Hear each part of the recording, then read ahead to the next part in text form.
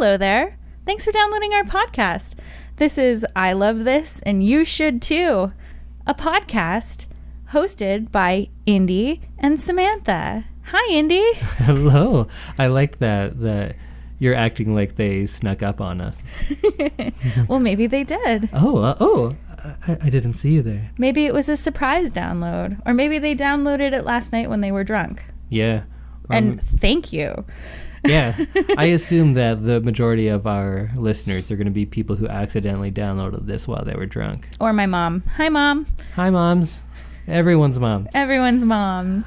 All right. So welcome and thank you for joining us for our inaugural episode of I Love This and You Should Too. Dun, dun, dun, dun. Yep, that's what we're going to do every time we say it. No, that's inaugural music. Oh, okay. That's gotcha. Like presenting. Right. That makes sense. Since it's the first episode, nobody knows what's going on here, so I guess we should probably tell them how this is going to work, right? I think that's probably the best thing to do. Okay, so this is a podcast, I guess, about sharing more than anything. Sharing something that I love with you, you'll share something you love with me, and you're going to hope that I love it as well. And that we still love each other after. Right. So how it'll work is every episode, we're going to alternate taking turns and selecting something. So this week I'm up first. So I'm going to be picking a movie for Samantha to watch. And it's going to be something that I love that she has not seen or that she dislikes. And then we're going to talk about it and I'm going to explain why I love it and why I think she should too. And maybe I'll be able to convince her. And then in the episode after that, we'll switch places. She'll bring me something, and then we'll talk about that one. And oh, do I have a doozy. Oh, I'm excited already. And I'm excited for yours because we historically have not had very matching tastes. Yeah, that's true, and that's kind of the reason we got into this. So let's talk about our tastes in movies and in pop culture in general. Sure. So what kind of movies do you like to watch usually? I love a good rom-com, a good chick flick, something lighthearted and kind of easy to watch. I think when I'm reaching for a movie, I'm looking for something to unwind to and to kind of relax and watch, something that isn't too heavy. And I think that I really enjoy something that's not going to be too crazy or scary. I don't enjoy the anxiety that I feel during scary movies. So I think that I gear more towards the girly stuff. What are some movies that you have in mind? The types of movies we can expect from you? I love anything kind of high school related, so like Mean Girls, Bring It On. I love anything wedding related, so Bride Wars, anything like that. And I love anything with a strong female character. I can agree with that part, but I don't think I watch a lot of high school movies. I'm sure there's a lot of high school movies I love, but I can't think of them right now. Dazed and Confused? That was good. Never seen that. Oh, okay. So that's not what we're going to see from you. The more rom-com-y and lighthearted, the better. See, I do like a good romantic comedy, but I think most romantic comedies aren't good. When there's a rare good one, I'm all for it, and I do like watching those types. But I think it's a genre that is oversaturated and that they don't pay a lot of attention to quality. They just think like, oh, we have blank star, let's just make some garbage and get it out there. And they don't pay attention to the script as much as some other genres. I don't disagree. I feel like the less marketable a genre, the more likely there's going to be good quality in it. Like, this is what I mean. So, romantic comedies, action movies, very marketable, right? Yes. So they know they're going to make some money, and not anyone can make them, of course, but you don't have to be especially driven to make that type of movie. Mm-hmm. While stop motion, not a lot of stop motion movies out there. No. Not particularly marketable. They're expensive for the return. I've rarely seen a bad one because I feel like if you're making a stop motion movie, you really have something to say. It's like a passion project. Yeah, exactly. And last month I actually watched 4 stop motion movies, and all of them were so good. I saw Isle of Dogs. We watched Isle of Dogs together. Yes, we did. And that was loved cute. it. That was really cute. And Anomalisa, which I'm sure most of the world will hate, but I thought was very good. Kubo and the Two Strings, which was also very good. And one more. What was the other one? I'll get back to you later. We can expect a lot of romantic comedies from you? Lighthearted, girly fun. Okay. That's what we're going to call it. I like lighthearted, girly fun. I also love anything that's a period piece. So, like Elizabeth, anything based on kings or queens living in, the olden days of Europe. I loved CW's Reign. I think that was not quite as historically accurate, but it was, good fun. See, while I was with you with the romantic comedies, you may lose me on those ones, especially when they're all period pieces that are all sexed up. Oh, I love a good sexed up period piece. I do not. I'm already down with monarchies, so then that on top of high school angst in a monarchy movie, I'm not on board. I think that you're gonna have to give it a try, and I know what my second movie's gonna be. Oh, great! Awesome. You're giving me ideas here. So the types of movies you can expect from me, I I do have a film degree, and I was kind of I was permitted to watch all sorts of I guess maybe more artsy movies. I really love all these German silent movies, but I don't think I'm going to get you to watch those because I don't know if I'd be able to convince you. But a lot of things that I think are classics, but maybe people don't see as much anymore. So originally I was thinking, well, first episode, you should go with probably the best movie of all time and do Godfather. Absolutely. It's super easy because it's, and you can see it's very archetypal in so many ways, but I'm actually not going to do that one. And so I guess you could expect a lot of early De Niro and Pacino from me. Oh, okay. The 70s. Oh, the 70s were such a good time for American cinema. From 68 to 79. So much good stuff. So you can expect stuff like that. I'm probably going to force you to watch something with subtitles every now and then. But also, there's a lot of cheesy things I like too. There are some romantic comedies that maybe you haven't seen. Maybe I could even bring... Well, you've probably seen them all already. No, I haven't seen them all. Maybe a classic romantic, like Pretty Woman. Pretty Woman is a good... See, I've never seen Pretty Woman. Oh, okay. I think you'd like that one. So I grew up not watching a lot of movies. My parents were very much go outside and play, don't come back into the house. Mm-hmm. You can watch half an hour of Sailor Moon and then it's dinner time and bedtime. And I missed a lot of the 90s and the movies that came out during that period. Right. Which I feel is your heyday. Yeah, probably. But so I think you can expect maybe some... I'm going to try to keep it accessible because I want you to enjoy these. And I think if I start off right at the beginning with Cabinet of Dr. Caligari, you're going to be angry with me. But we'll get there eventually, I think. So we know what the podcast is. We talked a little bit about ourselves and our tastes and what we're going to bring to it. So why are we doing this podcast? Why did you want to do it? What do you hope to gain from it? I'd like to gain a better appreciation for some of the movies that you like. I know that you're literally educated in movies, so I think that it would be good for me to kind of broaden my horizons a little bit. That's always good. And I think we so often think of if you disagree with a movie someone likes, or even if you have a different opinion on food, people take it very personally. They're like, it's totally a personal thing. If you don't like that band, then we can't be friends, which I think is so ridiculous. Yes. It's like saying if you don't like this brand of soda, we're not friends. It's just everyone's tastes are different. It's very elementary school. Yeah. So I hope that we can kind of bring that not only to our own discussions, but to everyone else that, you can hate something that someone else loves and it's all right. You can still like that person. True. It's not necessarily a judgment just because you don't like what they like. And I think a lot of people have a tough time with that. And then also, I love sharing things that I love, which is pretty much the premise of this whole thing. Absolutely. There's so many movies that I wouldn't have seen if if my friends hadn't shown them to me. There's so many bands that I never would have heard of. Someone didn't like make me a mixtape at one point. I had mixtape. Wow. But that was like elementary school, I guess. So.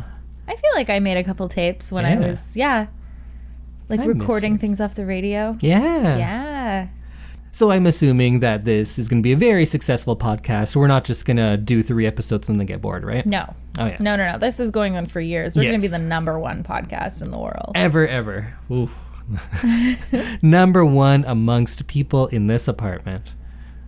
There's only 2 of us in this apartment. Yeah, I know. So I was hoping, like, in the future that we can just keep this going, but for all sorts of different things. Like, of course, we could get into music, we can get into books, and then once we're all making that big podcast money, you know, those podcasters make all the big money. All those big dollars. Yeah. We can start doing things like, hey, you know what I love and you should too?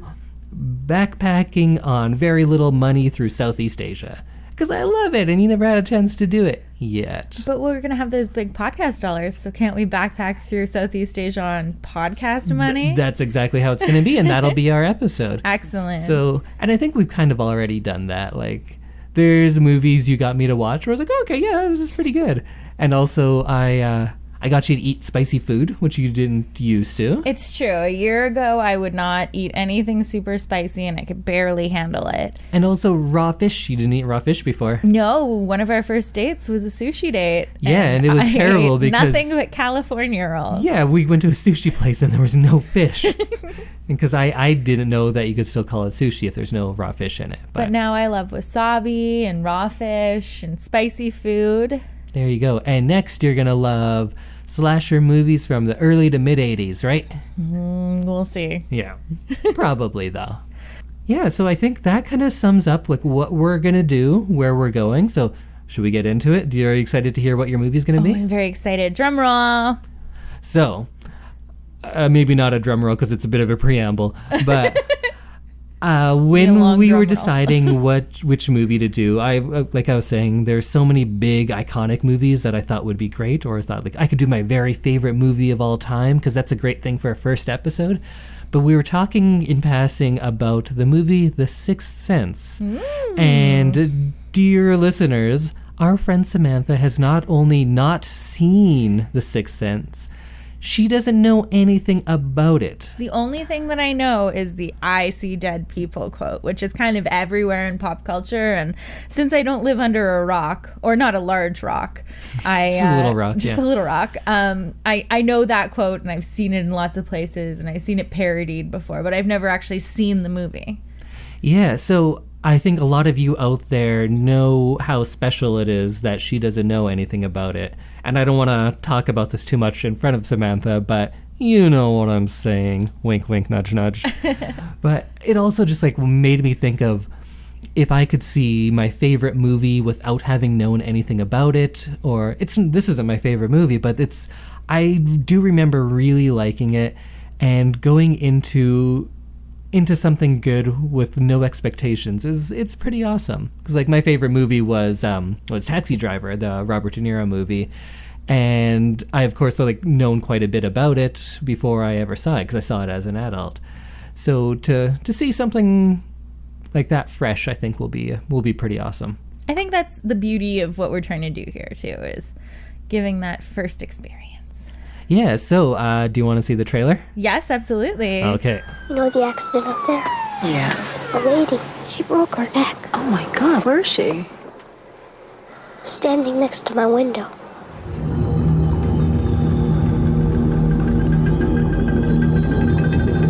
You have a secret, but you don't want to tell me. I see dead people walking around like regular people. I don't see anything. Are you sure they're there? They're everywhere. They want me to do things for them. I think that they know that you're one of these very rare people who can see them, so you need to help them. What if they don't want to help? I don't think that's the way it works. How do you know for sure? Not every gift Is anyone there? is a blessing. The Sixth Sense. Please make them leave. I'm working on it. So, what do you think? Oh, wow. Well, the trailer had that I see dead people, they're walking around like normal people line, and it had some pretty famous people in it. Do you know who those people are? Bruce Willis. That's Bruce Willis, yes. And who's the lady? That's Toni Collette. That's Toni Collette. Plays Haley Joel Osment's mom. Yes, okay. So I recognized her, could not place her, but that's so cool to see her in something when she was a little bit younger. So, yeah, The Sixth Sense came out in 1999, and it was kind of M. Night Shyamalan's debut. And are you familiar with him, who he is? Yes, vaguely. Yeah, so he's very famous horror kind of thriller suspense person. Yeah, definitely. And this was the first, I'm not sure if it was his first movie ever, but it was definitely his first one that got any wide recognition, and the first one that I had seen. So I kind of had a mindset of like, horror movies are R-rated and they're like bloody or super spooky, and this one wasn't. It's a PG-13. So you know you're not going to see any decapitations. Well, that's why I didn't see it in 1999 when it came out. PG-13. Yeah. My parents didn't let me watch movies by myself that were above my age grade. Oh, see, I was lucky that I had the Blockbuster card and just like free reign. So I remember seeing Return of the Living Dead and Pumpkinhead, and when I was 6-7 years old, which maybe I shouldn't. But either way, The Sixth Sense, I actually haven't seen it in quite a while, but I'm hoping it holds up. It looks a little campy from the trailer. Like, it looks very late 90s, early 2000s. Huh. See, I don't see that, but I wonder if it's because, like, oh no, I remember that time, so that's not dated for me as much, but well, I guess we'll see. And I guess I remember it being a very well-constructed movie in a lot of ways. It was something that I studied later as an adult for there's like certain little cues he does with color and little bits of foreshadowing that kind of, how do I say this without giving anything away, manifest themselves on the screen visually. Okay. He does some fun things like that. That's something you always notice. We were watching something the other day and you were saying, oh, every time that this person's in it, the colors change and they're very like bright and happy. But then when this person's in it, they're very dark. And that's not something that I notice as like just a regular viewer. Oh, this one has some good stuff for that, but we'll talk about it on our next episode. So that's your homework, listeners. Watch The Sixth Sense. Even if you're doing it for the first time. Yeah, try to watch it for the first time with no expectations. Go into it and let me know what you think. And Samantha's going to be watching it for the first time. I'm very excited. And it's going to be my first time in probably more than 10 years. Oh, wow. Okay, I hope it holds up. I do too. So, do you have anything else to mention? Oh, I thought we'd talk about the beer that we're drinking right now. That's right. So that's going to be a thing. We like beer, and we'll probably be drinking something for every episode. So we'll mention what we're drinking and what we think of it. Our first beer for our inaugural episode is from Both Kinds Brewing, a nano brewery out of Edmonton, Alberta, Canada. It's called Cherry Christmas. It's a cherry chocolate stout. And the bottles are adorable. They have a super scary Krampus with a little boy in a sailor suit on them. So it's a deliciously smooth beer. And Krampus is presumably taking him away to... Does he whip them or he steals them? Well, I don't know my Krampus mythology that well. He's got like a big stick in his hand. Oh, yeah. He's going to be beating them probably. Yeah, probably. It's interesting. It's a festive cherry beer. Yeah, it's good. It's nice and smooth. A little bit of a chocolatey taste to it. Yes. All right. Well, that brings us to the end of our episode. So if people want to get in touch with us, how could they do that, Samantha? Well, if you want to send us some comments, constructive criticism, be nice, or movie recommendations, you can email us this at I love this, you should, and the number 2 at gmail.com. We're available on Twitter at ILTYS and the number 2, or Facebook, I love this, you should too podcast. So come give us some feedback. Yeah, and if any audio nerds are out there, let us know how it sounds. I'm going to be trying a few different things, and I'm always curious to see what other people think about it. But I think we're all done for the day. Okay, well, Well, I want to thank all of you for listening. Thank you, Samantha, for being here. Thank you, Indy, for being here. Oh, thank you for your thank yous. And I'd like to thank our sponsor for this episode. This episode was sponsored by trees. Whether you're looking for oxygen or shade on a sunny day, why not try trees? All right, thank you and goodbye. I loved this, and I hope you did too. Goodbye.